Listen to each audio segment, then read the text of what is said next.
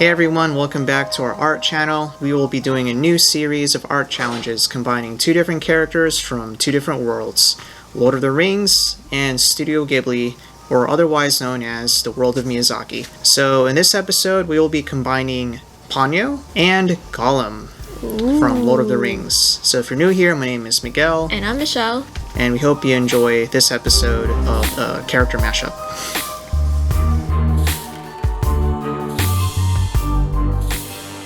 This is my version of the Gollum and Ponyo mashup, and right now I'm doing a couple of sketch works, figuring out what the heck this is gonna look like, because Gollum and Ponyo are very interesting characters in my opinion and their design. I tried to kind of match with the more Studio Ghibli style, so just simple line work, flat colors, trying to make it as if this character can be animated in a film.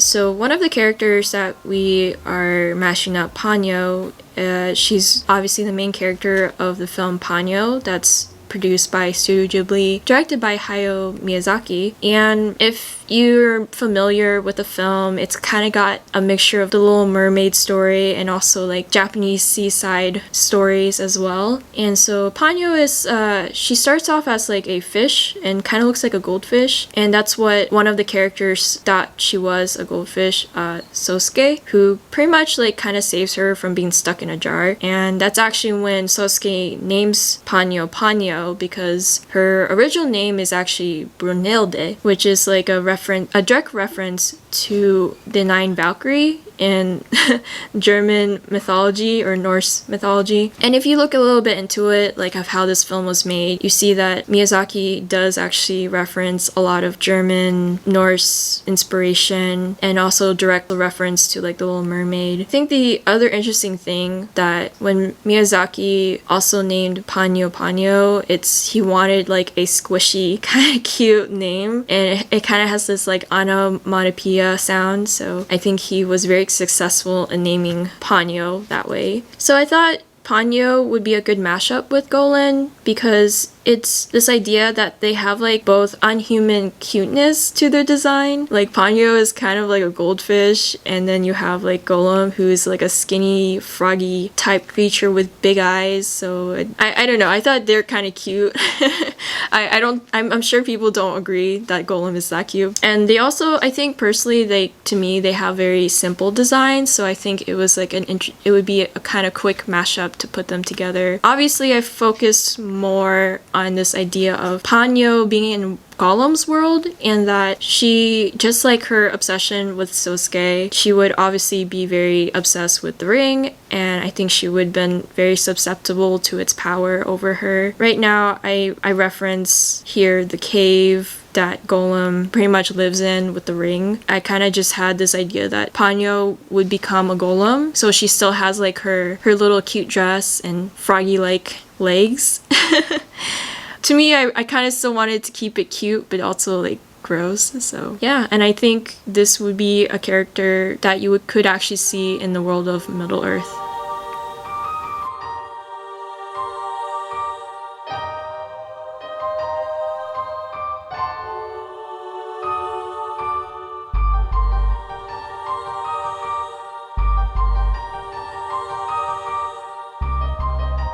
Hey everyone, so I will be doing my version of the Gollum and Ponyo art mashup, and in my interpretation of combining the two characters, I will be using Ponyo's body shape as a base shape. So I'm basically using only Ponyo as a source of reference, and I'm just trying to play around with the different gestures and trying to find the best one for Ponyo as she becomes possessed by the ring and becomes kind of like Gollum. So that was my idea of fusing together the two characters. So I'm basically putting Ponyo in a situation where the one ring from Middle Earth ends up in the world of Ponyo, and what would happen if she were to take the ring. I'm just basing off the shape of how Ponyo would look if she were acting like Gollum. And what I find fascinating about the character of both Ponyo and Gollum is they're both, in a way, supposedly tragic characters, at least according to the original story of The Little Mermaid, since Ponyo is often referenced as a